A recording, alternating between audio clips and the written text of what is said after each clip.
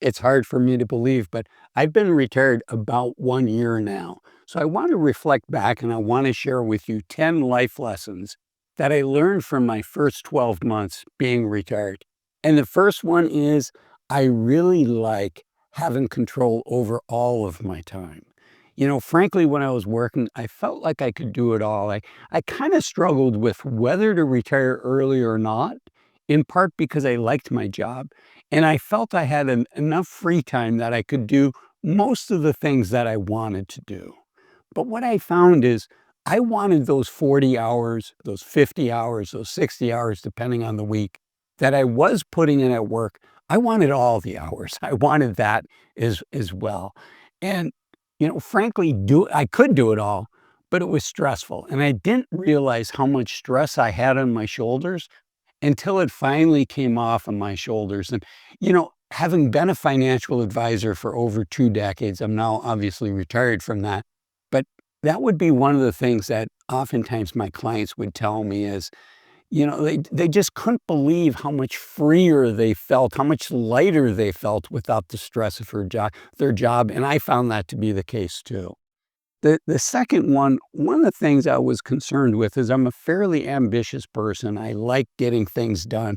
And I was worried about finding that next purpose in my life. Now, we've talked about this on the channel before.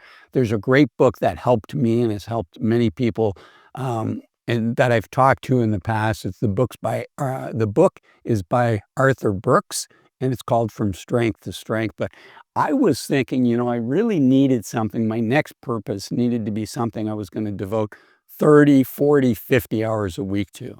But what I found was as long as I had 10 to 15 hours of something that I felt I was giving back to society in one way or another, that was sufficient. And I had enough other things that I was interested in and enjoyed doing it that I didn't feel like there was a void in my life. There's an old saying that says it's important to retire to something as opposed to retire away from something. And for many of us, that retire to something involves what's our purpose going to be. So for me, I did not need to find something for 40 hours. And I think that can be an obstacle for many people. Is for me, 10, 15 hours a week was sufficient on the purpose side. Number three, the third lesson is retirement is relaxing. I talked about having the weight lifted off of my shoulders, and it is true. I find myself just much more relaxed. My blood pressure has come down. I enjoy being able to, spend time. If I'm grocery shopping and I meet somebody and I want to chat with them for 20 or 30 minutes, I have the time to do that. If I'm at the gym and strike up a conversation with somebody, and instead of, door to door, my workout being 40 to 60 minutes, if I'm at the gym for 90 minutes, it doesn't matter. So it's just so much more relaxing. The other thing is having time to focus on my health has been super important, both at the gym. I used to have, I would work out typically 6 days a week, and I'd have a 20-minute workout, a 40-minute workout, and a 60-minute workout.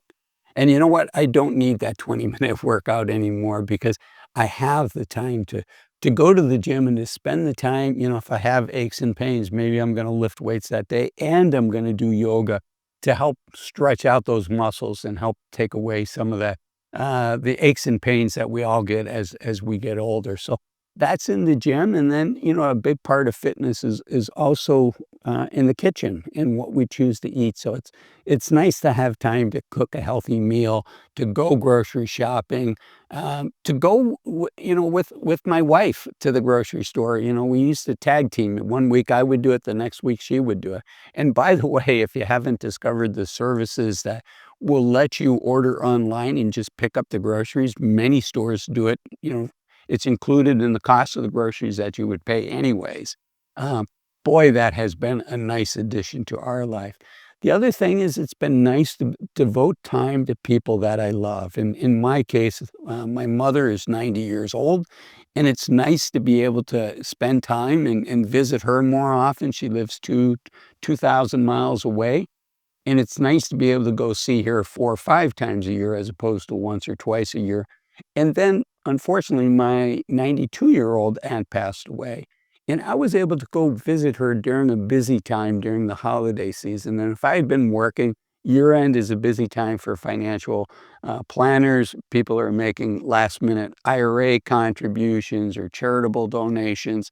So it would have been hard for me to go see her. And I didn't know it at the time, but it ended up being my final visit. It ended up being my goodbye to her. So I'm super grateful that I was able to take the time and to do that.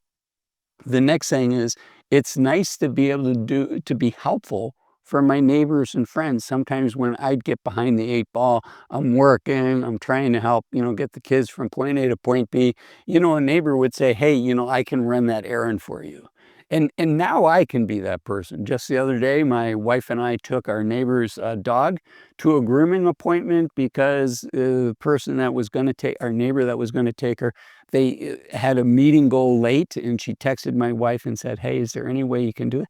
It was fun. It was nice to be able to help somebody out without having the pressure of running 100 miles an hour 24 hours a day.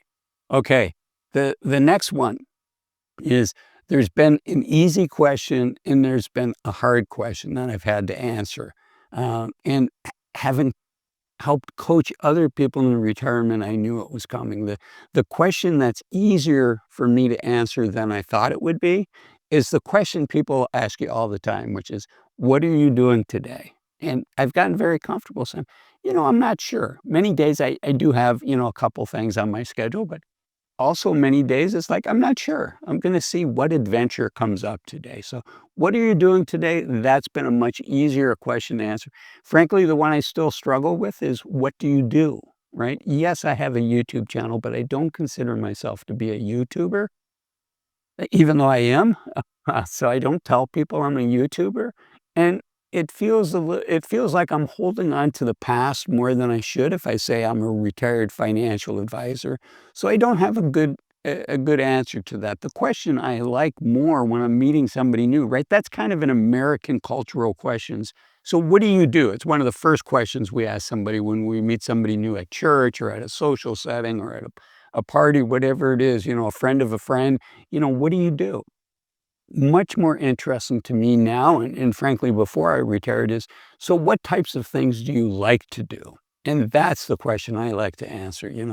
I like, fitness. I like working out. I live in the Pacific Northwest now. I like doing cold plunges in the Puget Sound.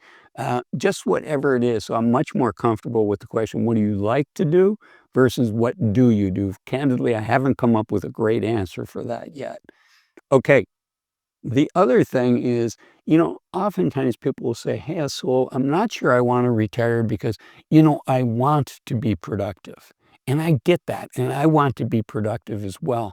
As I said earlier, we don't have to be productive 40 hours a week, though. And at what cost are we paying to be productive 40 hours a week, right? Is there a season in our lives where we can say, "You know what? I've been super productive in the past, and now it's my turn to relax and enjoy and maybe mentor people as opposed to being productive, as opposed to getting things done."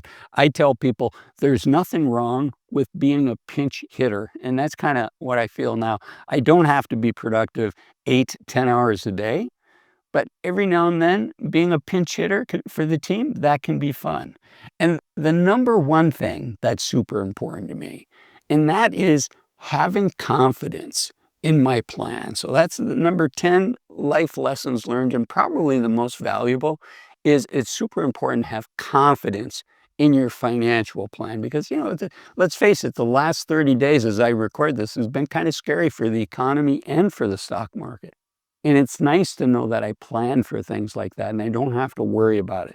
Because you don't want to go from, worried about hitting your milestones at work, hitting your quotas, hitting your goals at work. You don't want to go from that to being worried about your financial plan.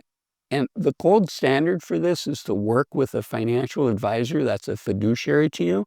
I know many of my audience is never going to invest the 1% a year for a financial advisor. Mea culpa. That's what I did for over 20 years of my life. I think it's a good investment. It only takes 10% mistake when you're managing your money yourself to pay for 10 years to have a professional walk alongside you on the journey and prepare you for things that you might not be thinking about, and also be there with us during challenging times to make sure we keep making good decisions. But if you're not going to do that, the software I like is called Bolden. It used to be New Retirement. It is so much better than using Excel spreadsheets and Google Sheets. Super affordable. As I record this, it's $120 a year. I am an affiliate for Bolden. And if you sign up at the link in the description, you'll be supporting the channel. But either way, I think, whatever software you decide to use, I urge you to not build your own spreadsheet because it's just too easy to make a mistake. And you want to have that confidence. If you found this video helpful, if you like the topics that I talk about, if you're interested in preparing for retirement, the YouTube algorithm says this is the next video of mine that you should watch next. Thanks for watching this one. Bye-bye.